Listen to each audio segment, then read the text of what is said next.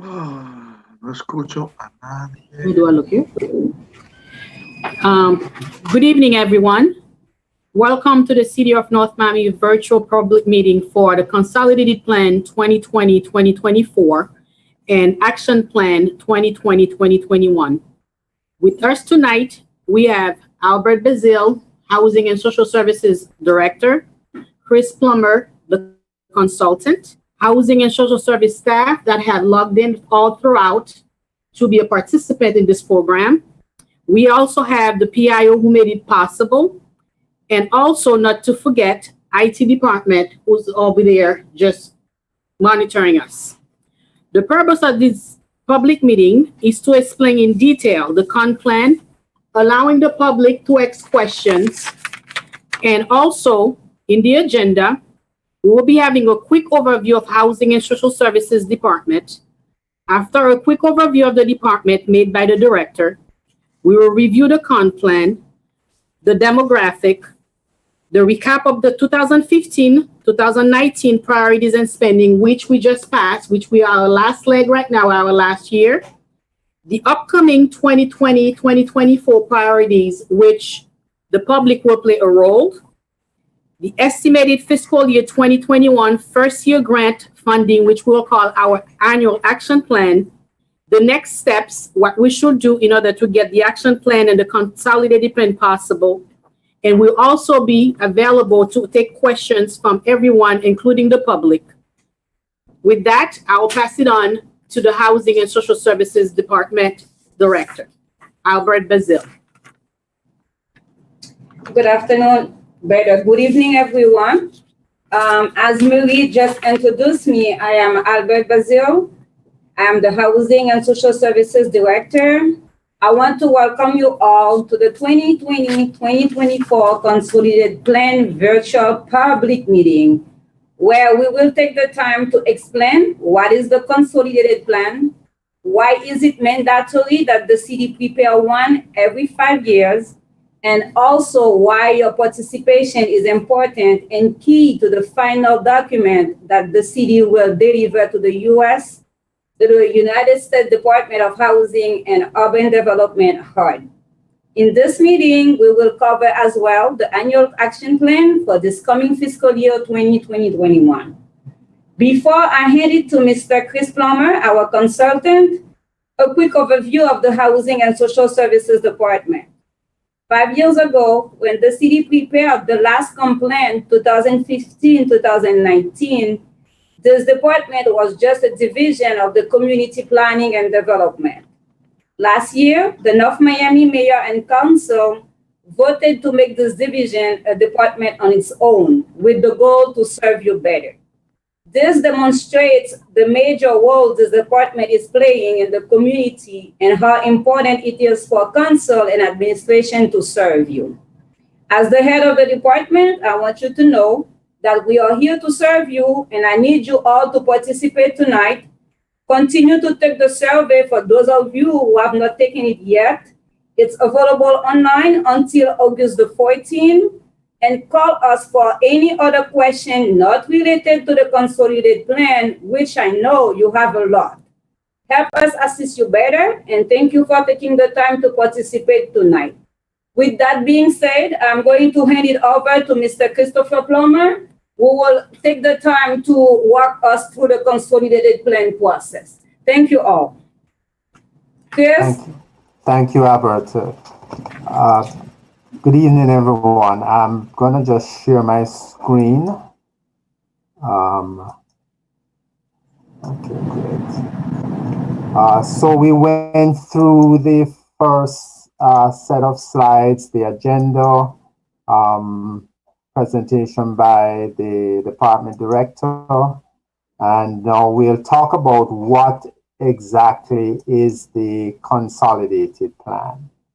So the City of North Miami is considered by US HUD as an entitlement community, and each year through an allocation from an appropriation from Congress and through HUD, the city receives community development block grant and home investment partnership program funds. In order to receive those funds, it's a two-step process that the city is required to follow. And I just want to note here that the funds that are received are called entitlement funds. It means it's not competitive. You receive it based on several factors, including, chief among them, the population of the city. So I would at this point take the opportunity to encourage you to complete the census if you haven't done it already, because the higher your population, the more funds you will receive from the federal government. So the two-step process, the first step is that HUD requires that you submit a 5-year plan, that you estimate how much funds you will receive over the 5 years. Determine what type of needs, housing and community development needs that you have in your community. What type of housing, what types of parks improvement, public service, job creation, and determining those needs, develop a 5-year plan for what will you commit yourself to, what is priority for you in terms of those needs, and how funds will be allocated based on those priorities, and the goals that you set coming out of those priorities. Now, the city this year, FY 2021, the upcoming year, will receive $298,000 in home funds and $769,000 in CDBG funds. As you probably will agree, that's not a lot of money for the amount of needs that you have. So it's important that prioritization is done, and it is through the consolidated plan process that prioritization will be done. So what we're going to do, or what we're doing in the process, is using data analysis, analyzing data, and getting community input in terms of determining needs, priorities, and setting goals for the use of the grants. We also are looking as well as what is preventing all residents from having decent and affordable housing, and what is the plan to address that as well. Then the second step in the process is that the 5-year plan is an estimate, but every year when Congress appropriates an amount of money to HUD, you will get a slice of that pie, and you will know exactly the actual amount that you're receiving from HUD. And the annual action plan identifies now the specific projects that you're going to fund and what are the outputs you're going to commit yourself to: number of housing, how many, whether rental housing, how many persons are served by public service activities, or how many jobs are created, how many businesses are assisted, and so on. The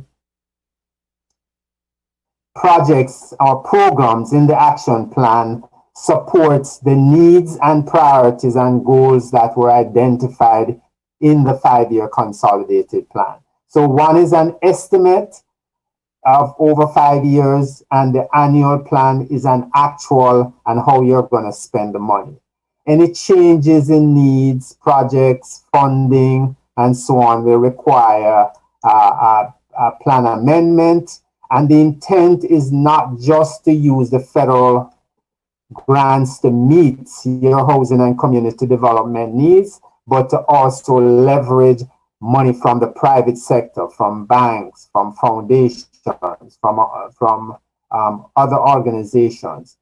Using funds from the state of Florida, you receive what are called SHIP funds, and also what are any local general fund dollars that would come out from the city's coffers or the North Miami Community Redevelopment Agency. So I want to talk about you. Your voice is really at the center of this whole process. You are at the center of this. HUD requires us to do a citizen participation process where every aspect of the life cycle of this grant, from determining needs, setting priorities, determining how much money you have from federal and other sources, setting goals, and administering the program, and then finally reporting on what you have achieved through what is called a CAPER, which is an annual report that is submitted to HUD. Every step in that process, HUD requires that we provide opportunity for you as community residents and other stakeholders to have a say in what is actually achieved, what is actually done and achieved with the program funding. Okay, and how do we do our citizen participation? How do we help you to participate? We use every opportunity to hear from a diverse set of stakeholders, residents, nonprofit organizations, business owners, community leaders, the for-profit sector as well. We encourage you to let your voice be heard using all of these ways. We are required to do at least one public meeting, and we're now, due to social distances, we're doing that meeting virtually, but there will be other opportunities for you as we go along the process of development and approval of the plan, where you will get or we encourage you to take the opportunity to be engaged and give your input. We are using survey instruments where we have 2 online surveys, one for residents and other community stakeholders, and one for agencies. And I think the director mentioned before that you have until the 14th to complete the survey if you haven't completed one already. Then we do agency consultations where we consult with other agencies, nonprofits, the county, other city departments, in order to get their input in terms of what are the housing and community development needs in the city. We ensure that we accommodate persons with disabilities so that they have the opportunity to participate as well, and persons with limited English proficiency. For the surveys, we have a Spanish survey and a Creole survey. We haven't gotten any hits on those 2 as yet. We encourage you to participate in those as well. On this virtual meeting, we also have Spanish speakers and Creole speakers as well to accommodate you. And then once we draft the consolidated plan, that's the 5-year document, and the annual plan, which is the 1-year document, we will publish those for a 30-day period and give you the opportunity to submit written comments, which we will take into consideration as well as to incorporate into the plan as a living record of your input into the plan. Okay, what are the goals of the consolidated plan process? There are 3 main goals of the HUD programs, which, by the way, are primarily focused on low to moderate income households and communities. The first goal is to have quality housing with good conditions. That may involve assistance for you to repair your home or to buy a home. Secondly, creating suitable living environments and promoting good quality of life, making life in Miami a good choice for you improving services, especially for low to moderate income persons. And then expanding, the third is expanding economic opportunities. So helping business so they can provide service to you or create job opportunities for you as residents. So again, we want to hear your voice while we're developing the plan. Once the draft is complete, we'll publish it, and we want to hear your voice as well to get your ideas. At this point, I would like to pause and see if there are any questions in the chat. Ricardo, can you just walk us through what we need to accept questions? Please make sure you click on the button to raise your virtual hand, and we'll call you in the order in which hands are raised if you have any questions at this point. Or you can type a question in the chat box if you are online. We'll give it a few minutes for any questions.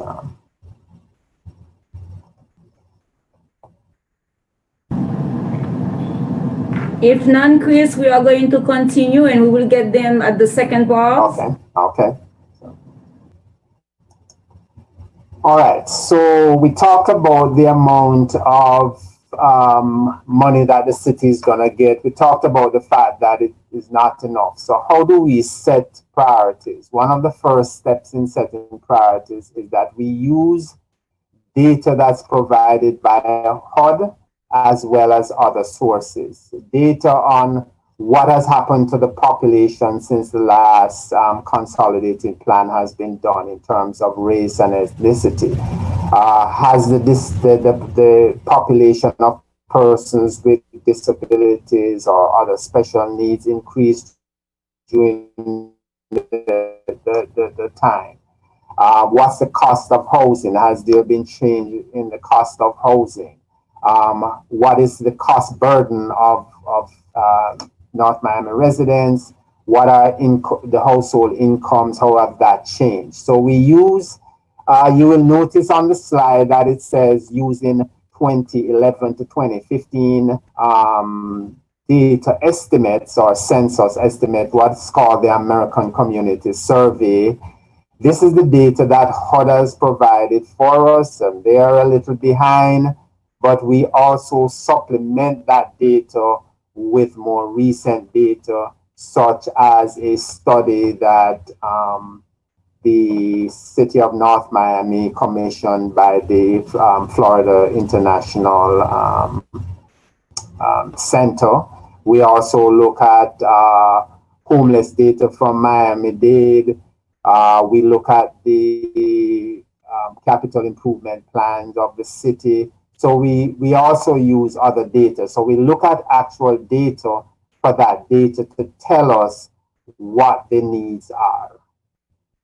So I will, on the slide, here are some examples of the data we use. You see the change in population between 2009 and 2015. The population increased by 6%. You see the racial breakdown in North Miami. The number of residents at 2015, the percentage of residents with disabilities, educational attainment. We look at the ages of the population, because what that tells us, if you have an increase, for example, in the elderly population, it means that you also, as well, could have an increase in the special needs disability population as well, and that says something about what type of services you're providing and what assistance you may need to help persons who are in that population group. Again, some other statistics, the median household income increased from 2010 at 36,000 to 40,000 in 2018. We look at how many owners, what percentage of housing is rented and owned. We see in North Miami, 53% of the housing is renter housing, 47% is owners. how do we help to increase home ownership? But we also connect that back with housing costs. Housing costs has increased. What's the implications of that in terms of how much house can somebody afford, and will there be enough subsidy to allow them to purchase homes? And then one other number we look at is what is called cost burden. It's shown that 54% of North Miami households are spending more than 30% of their income on housing costs, with 31% spending more than 50% of their income on housing costs. Okay. Another way we set priorities is you. We get your feedback, and as we mentioned, through the community surveys, the agency consultation. To date, for the surveys, we have received 215 responses from you as residents, business owners, and so on. And then from agencies, 12 responses. The surveys help us, you tell us what you see within all those activities, whether jobs, housing, public services. What do you see as high need and low need? And we rank those, or we ask you to rank those and see how it matches the hot data in order for us to be able to determine what are the priorities for potential funding. So I want to move on now to just take a look at how the funds were allocated in 2015 to 2019. The bulk of funding was allocated to housing activities at 65%.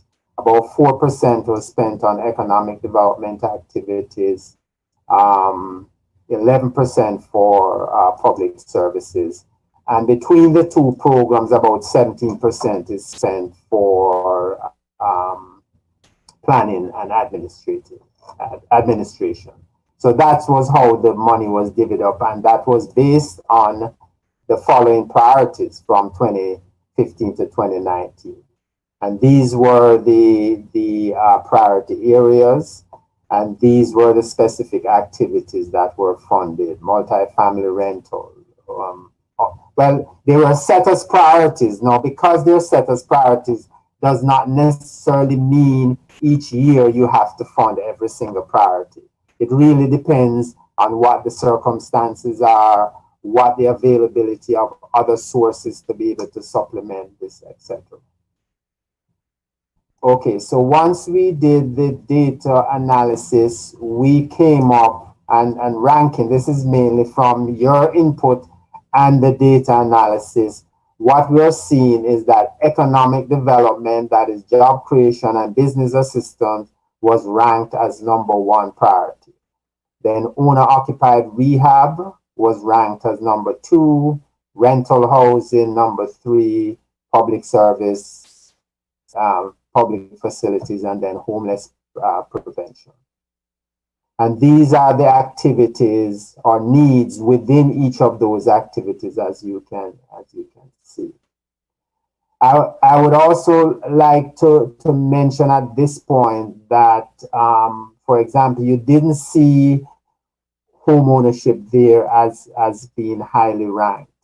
One of the reasons for that, as we looked at the data, is that the cost of housing makes it very difficult for persons to buy a house. It makes it difficult to build houses new, or even acquiring houses and rehabbing them for resale, because the cost, some of the numbers we looked at, the cost of new housing maybe $260,000, or even in some cases $300,000. Now, we're not talking about luxury housing here. So, but somebody may only qualify for $150,000. So if a house costs $260,000 and somebody only qualifies for a mortgage of $150,000, where does the $110,000 come from to fill that gap? You only receive $268,000 in home funds. So with that, you would only be able to do 2.5 houses. So is home ownership a strategy that should be pursued in terms of funding unless you can identify other sources?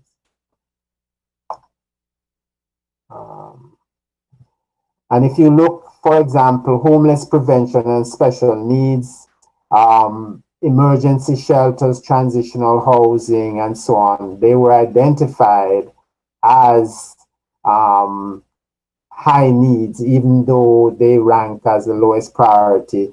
But does the city have enough funding to be able to provide the kind of homeless services and address those needs? Currently, the city spends its homeless related or meets its homeless related needs by providing tenant-based rental assistance.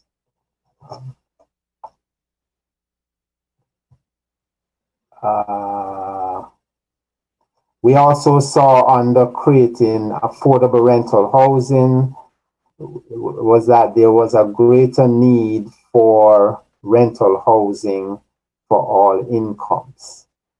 Under public services, there's a wide variety of needs, and the ones that were ranked as high were those for elderly, children and youth, homeless, persons with disabilities, mental health, and education.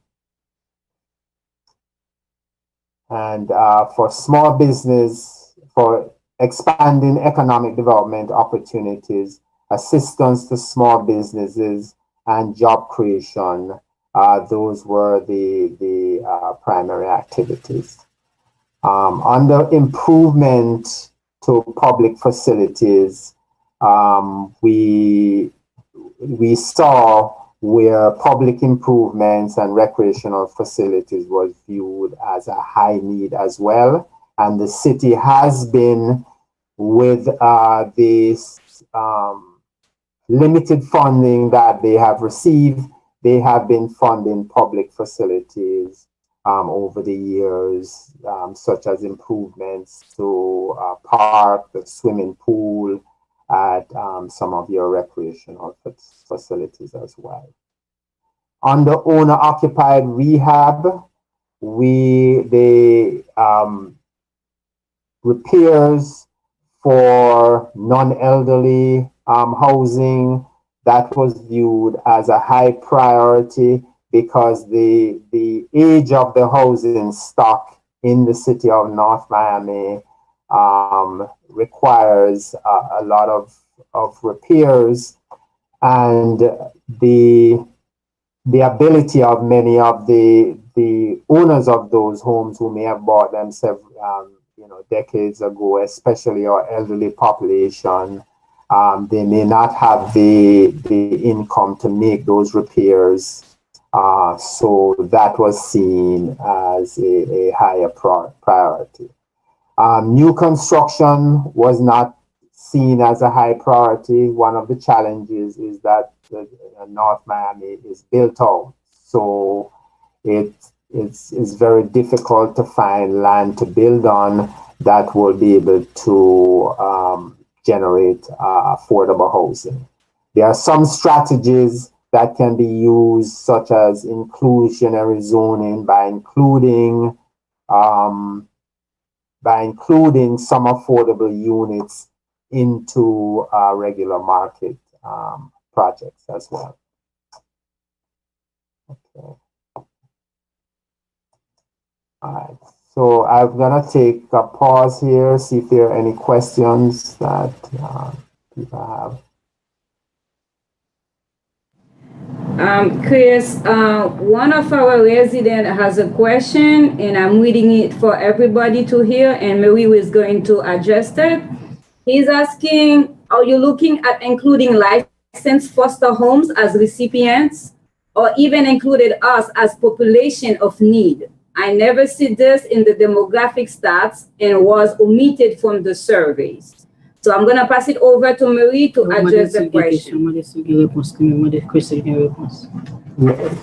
You said licensed foster. Are you foster looking home. putting licensed foster homes as recipients? Chris? Oh, I thought Marie, okay. So I believe that the licensed foster homes can be funded under public services, but not the actual. If the resident is talking about actually building foster homes and so on, I think foster homes could be included as a public service activity. And to piggyback on what you said, it will have to be based on the intent and the services that will be provided under the licensed foster home, because public services has its criteria, and it is something that is mainly and mostly funded by the state, just like you will have assisted living facility. So it will have the person who's asking that question will have to outline and stipulate what kind of service that will fall under the public services in order for them to be funded as well. The other question that we have is someone asking if we can share the presentation with them. This is public records. We will post that online so everybody can get the information. You do have some people wanting to speak live. You have one person. Go ahead. No? Can you speak louder? Someone want to say something online. Voice message. There's someone that wants to speak live. I'm going to allow them to speak right now. Go ahead. It looks like they lowered their hand. Let me see. Telephone. Mr. Malcolm Goodwin, you still want to click on the raise your hand so we can allow you to speak?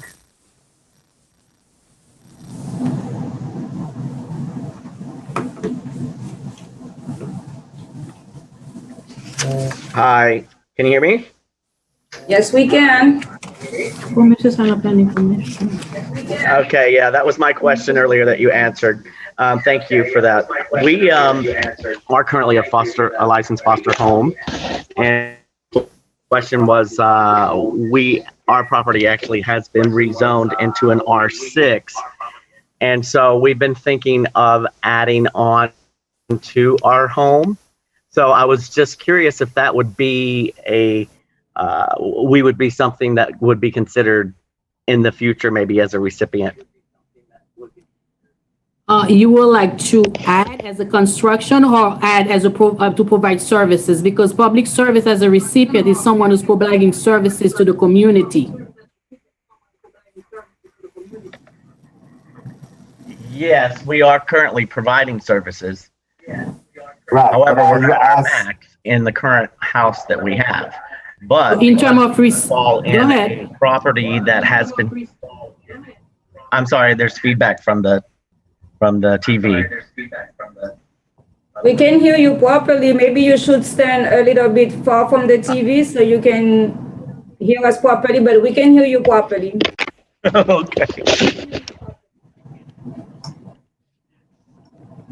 All right, so yes, as I was saying, we do currently provide services as a licensed foster home.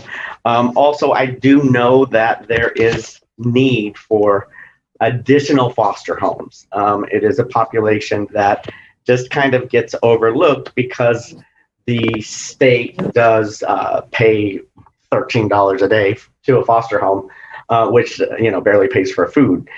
So you have to be able to afford to be a foster parent, meaning that you're self-sufficient, and typically you forego any kind of additional funding. But in our case, what we are looking to do, again, we're at a max now with who we can provide service to. So we do need to expand. So what I was thinking of is adding a second floor, if you will, to our house, or even a third. I'm not sure, because it's all, that's why I'm here, to find out if it is something that we would be able to get assistance from the city on. And because we are in, as I said, a R6, recently rezoned R6 property zone, and that is a zone that we could potentially do something more with our property. Speaking, based on what you just said, you're probably looking and doing new construction, which is now, it's not anything about our new strategy. Although you want to expand as a licensed foster home, maybe you can see in our survey if you see any new construction, anything of that sort. The reason why it may not be a new construction or anything of an expansion is because right now the city is is overbuilt, but public services as a whole is providing services to an individual, not for us to contribute to something that you're gonna expand, or any construction or any addition of that sort. I believe, I'm pretty sure you've already have in contact with the state. This is something that is mostly funded to the state, which I may believe, but not to the city as an entitlement. I would also add, Marie, that the eligibility of real estate construction on a foster home is as far as I can recall, is not included as one of the eligible activities. So if you're looking for funding to do that, it probably would not be eligible in either of the programs, for one. And then does that fit into the strategy, that the real estate strategy that the city is pursuing by way of home repair, or by supporting rental housing, which would be acquisition and rehab of housing? I have other question coming in. I don't know if we answer your question, Mr. Melton.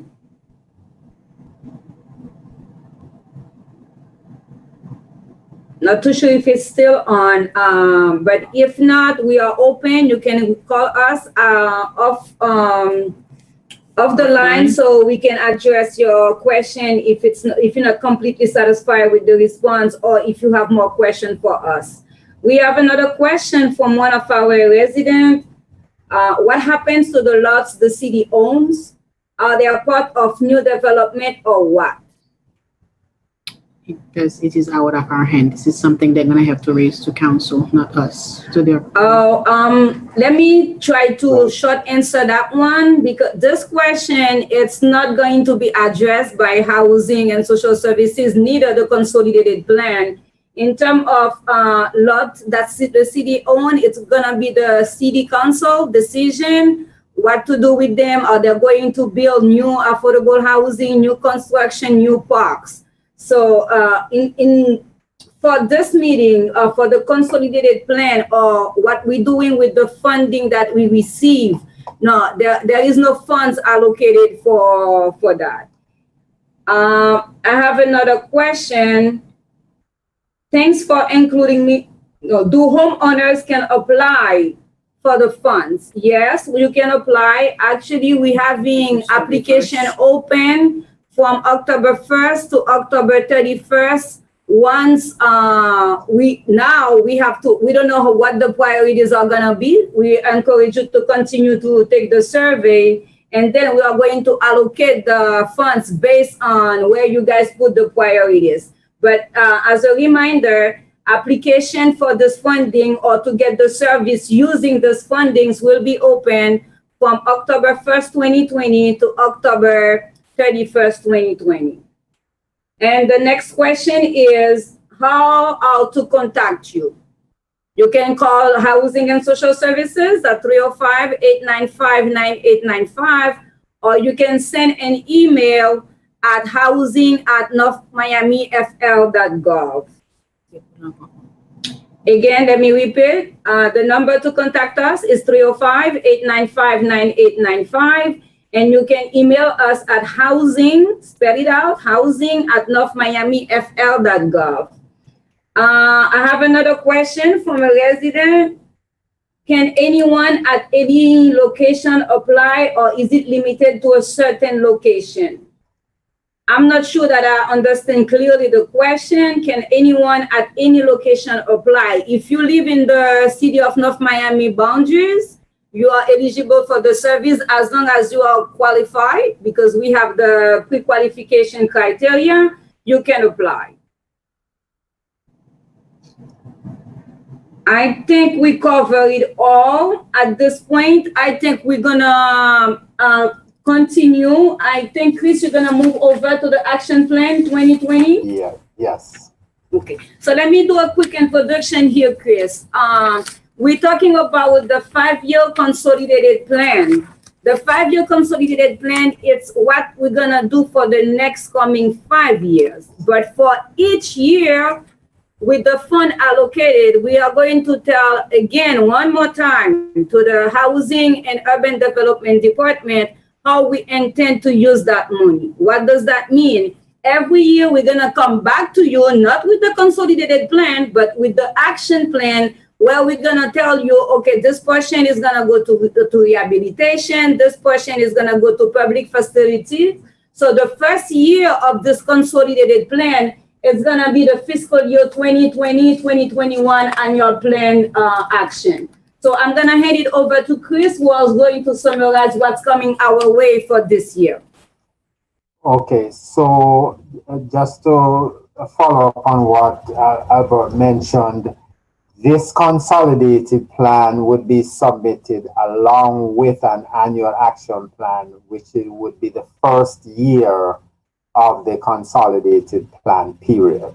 So next year you will have an annual action plan submitted by itself next year. So what you have currently, the two amounts for home, 298,154 for the home program, home investment partnership program, which is mainly for housing activities.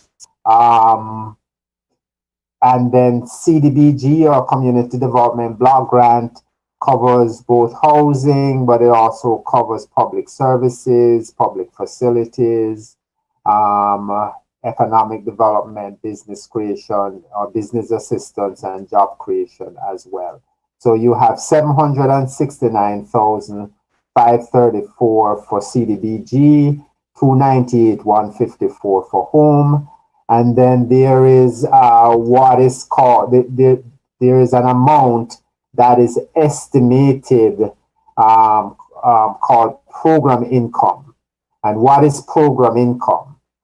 Program income consists of grant funds that were returned to the city either as a loan payment. So for example, if the city funded a rental project and as a part of the project provided a low interest or 0% loan to the project with the expectation that the payment would be deferred until the project gets up and running and has better cash flow and is able to make a payment, those payments will be considered as program income.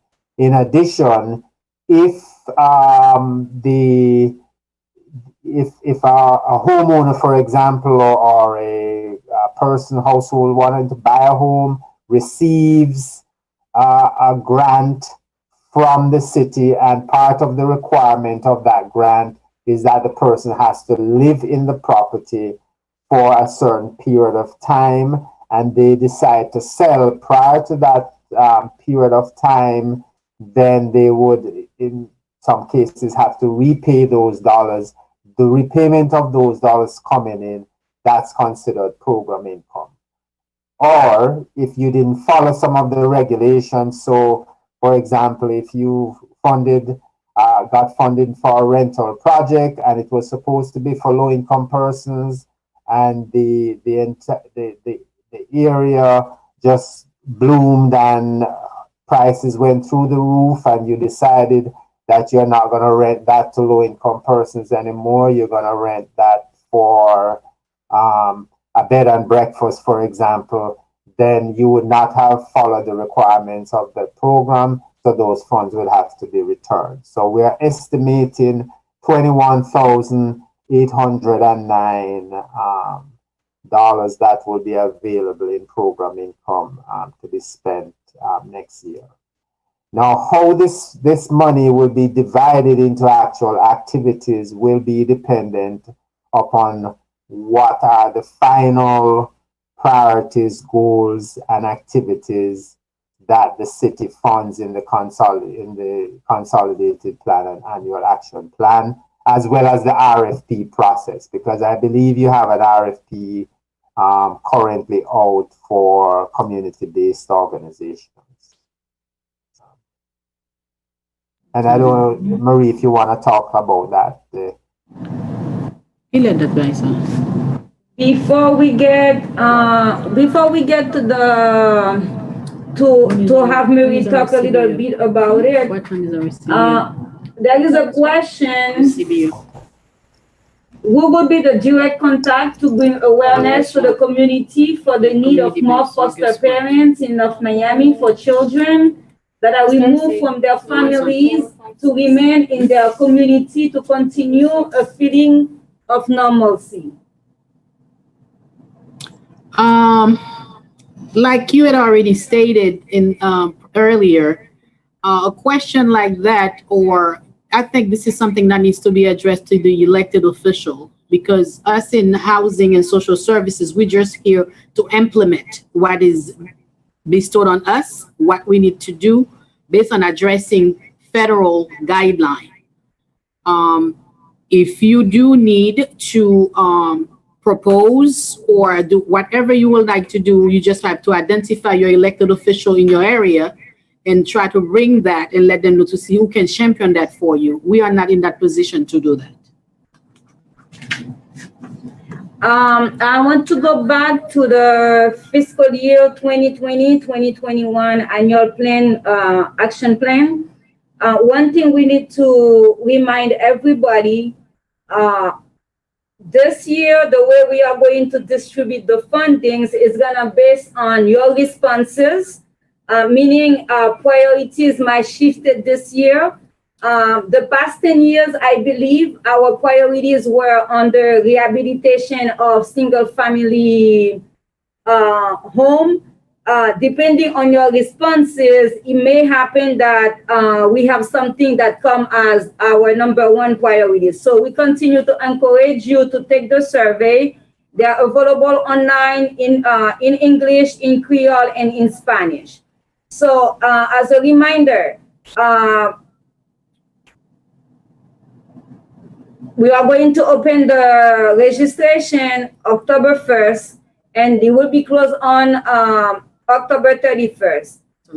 Also, it's a lottery process. There is no waiting list. There is no first come, first serve.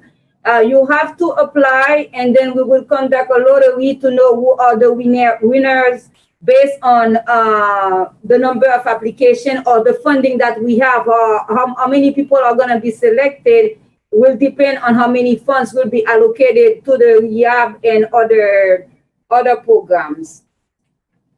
And I think I said it all. Chris, is there anything you want to add, Miss Marie? I just want to remind everyone we're going to have a workshop, and a how-to workshop for the CBOs, which are the community-based organization for the upcoming year, this Thursday.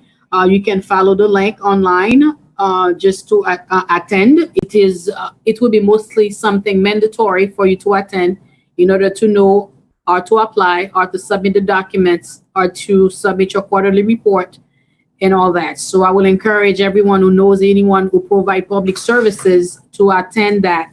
And also, we are looking for community-based organizations who are providing services to COVID-related services needs, because this year we were hit with that COVID, and then our public services went down and the services went low. So anyone who have any understanding of any services that can be related to COVID, I will encourage you to attend that workshop that we'll be having this Thursday. Follow the link on Housing and Social Services Department, and then you'll be able to get access to the link. No reservation is necessary. But please attend this meeting. It's mandatory. If you do not attend it, you won't be able to apply. You need to know how to put the packet together and submit your application. Actually, registration are already open on our website. There is a link that will take you to the page where you can submit your application. It's gonna be open all the way to August the 28th. I don't see any question coming our way. Ricardo, can you please check a last time for us? Yeah, there's nothing or any hands raised. Okay, we have no question. Anything that you want to add, Chris, consolidated plan related before we close? No, well, I just want to again stress that yes, we're gonna look at the surveys and the priorities in the surveys, but we are also going to use the data as well to dictate what is the final priority. Because everybody could say let's just build new construction single family houses, but if there's no land available, that cannot be a priority, or cannot be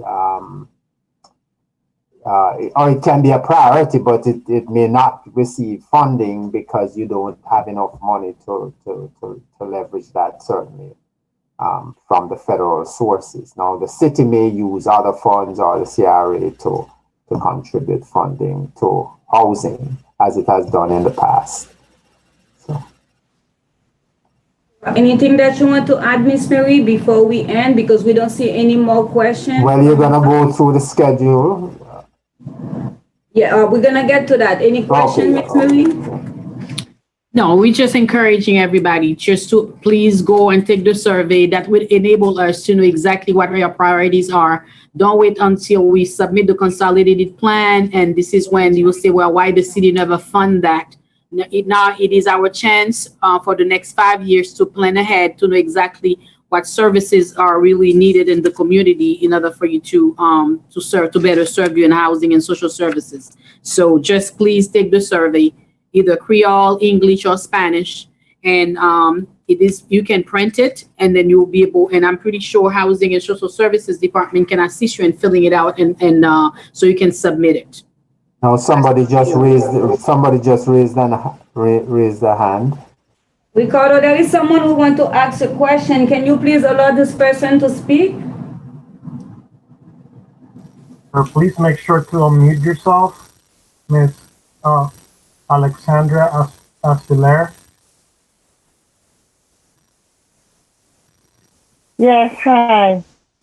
I just want to know, I'm from Airport Side.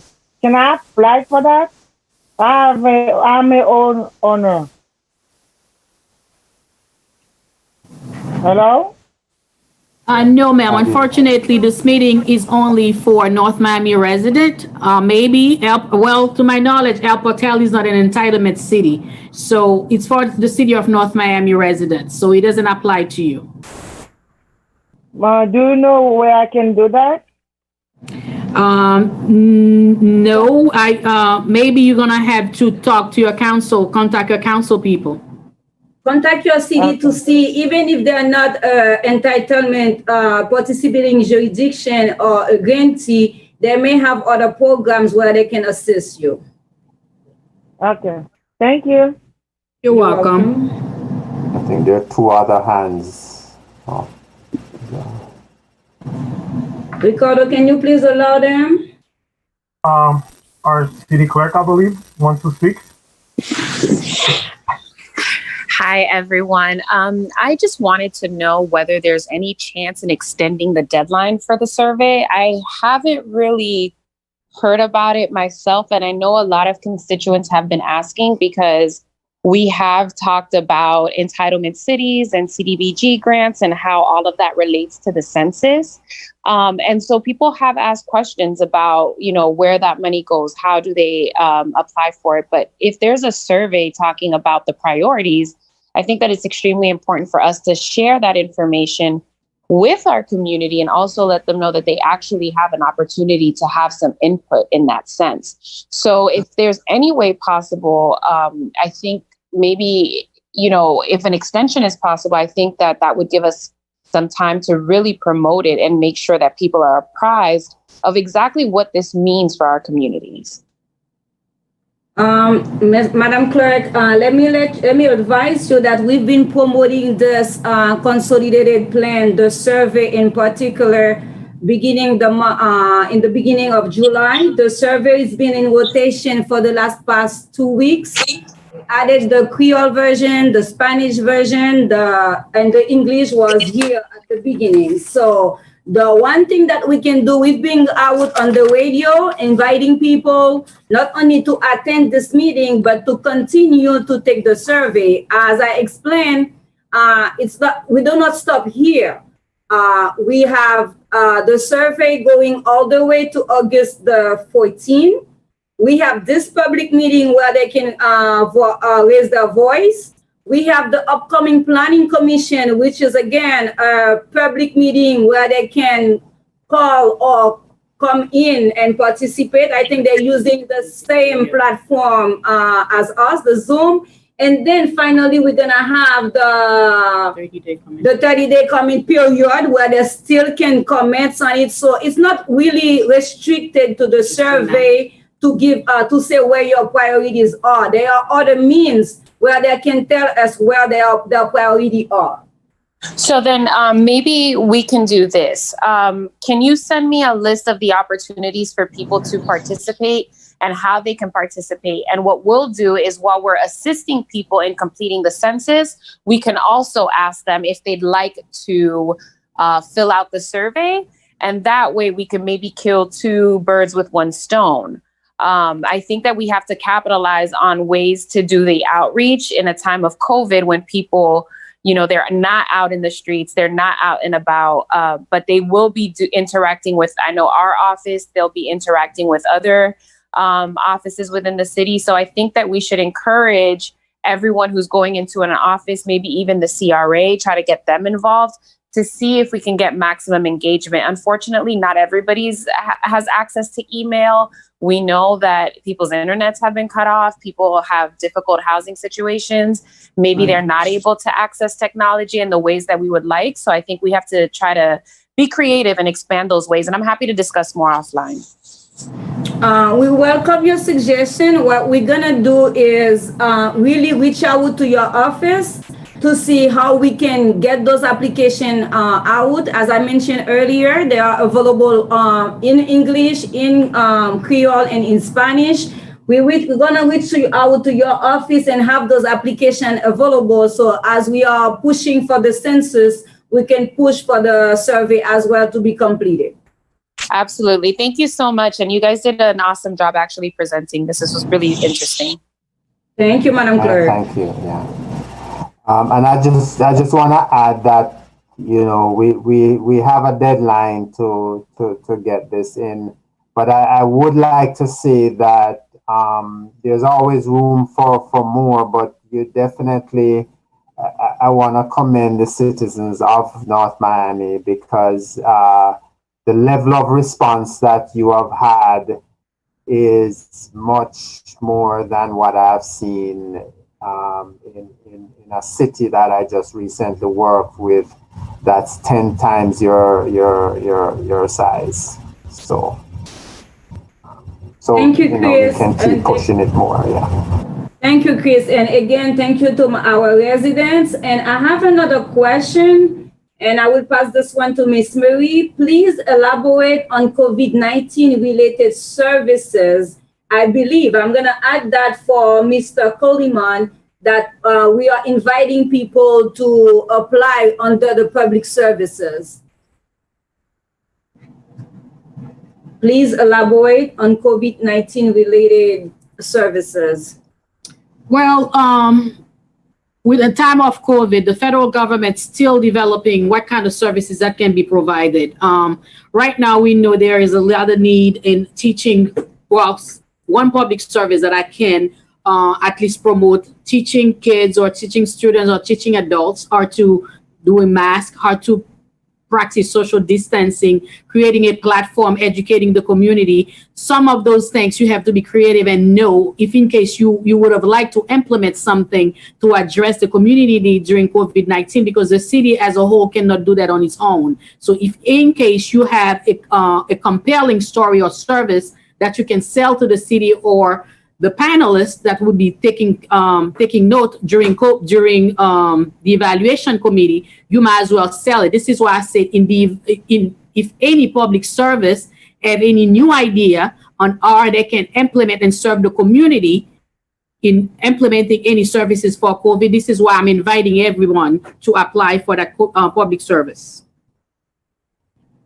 And let me add something here. This year, in terms of public services, we have a lot of people, for instance, the type of services they were offering, it was tutoring. I think we have some assisting to young people. Most of them were in-person programs. So now that we are really with our new normal, we are looking into like using other platforms for those services. So we are inviting people, if there is any service that they can give COVID related, or even if it's not COVID related, using other platform other than in person, it's the time to apply. Let me bring an example as a COVID related. We can have a service where you're going to, I don't know, clean for someone who, you have a company who clean for someone who got tested for COVID, who's COVID positive. So those are the kind of service that we are willing to work with. Those are the kind of organization we want to work with. People delivering food to homebound seniors or people victim of COVID. All of those are related to COVID. So that's why we say we are asking our community-based organization to think outside the box. So we cannot do the in-house, in-home, in-office thing. Let's see what we can do in terms of service to address the pandemic, the crisis. Let me see if I have another question. Give me a minute. Ricardo, anything pending, please? There was one question. Okay. There was a question, I already answered it regarding Oh, you did, okay. For the meeting. He did. Okay, for the meeting for the CBO. I think this is the last call. I'm not sure if anybody has any question. We are monitoring. We don't see any question. We don't see any hand raised or any question in the chat room. With that being said, I'm going to hand it over to Chris for the final word, because we're gonna put an end at the meeting. Chris? Okay, great. So one question came is it open to for-profit organizations as well? Not for profit. Not for profit. Yeah.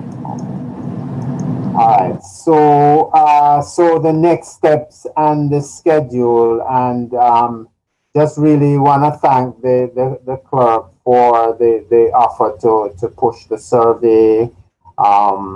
So we closed the survey on August 14th, so we would encourage you to have your family and friends, or yourself if you haven't completed it as yet.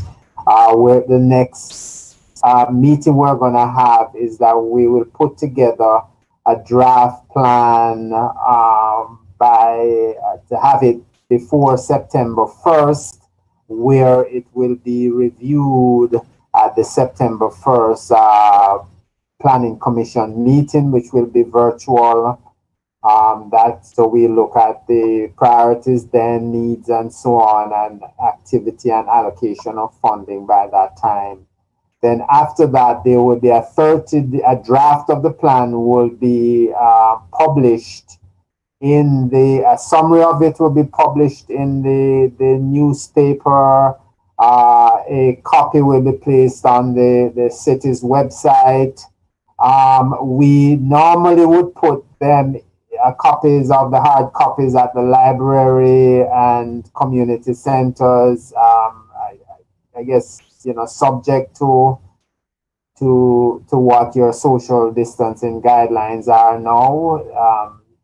That would be to be determined. And I also, let me back up a little bit. I understand that due to the state of Florida sunshine law, that there may be a change for September 1st to the platform. So just listen out for any changes for that September 1st meeting, which takes place at 2 p.m. The 30-day comment period starts on September 2nd and ends on October 2nd. We welcome your written comments, whether by email or if you place it anywhere and you leave a form for people to write in comments, or I've seen where people have sent by snail mail a copy of their comments as well. So we welcome your comments. Most years, as I've seen this happen, you put in no comment, no public comment received. So we want to be sure that you do. And then both plans are going to be submitted to the City Council for approval on October 13th, and there will be an allowance for public comment there. So that will be your last chance. All the public comments that we receive, we're going to summarize and compile them, and they will form an attachment to the consolidated plan and the action plan. And then on October 15th, we're going to submit this to HUD electronically in their system. Thank you very much for taking the time to be with us. Thank you, Chris, and thank you for the great work you are doing for us. We appreciate it. I want to take the time to thank all North Miami residents, stakeholders. Like you, Chris, I was amazed of the response.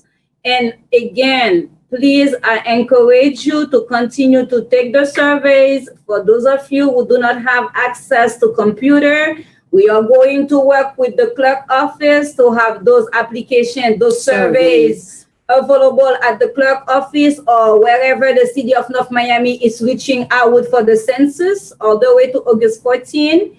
And as I explained in our flyers, those surveys are also available at our satellite office located at 13753 Northwest 7th Avenue, where we will find staff that can assist you to fill out those surveys. And again, I'm going to go back to what Chris just mentioned.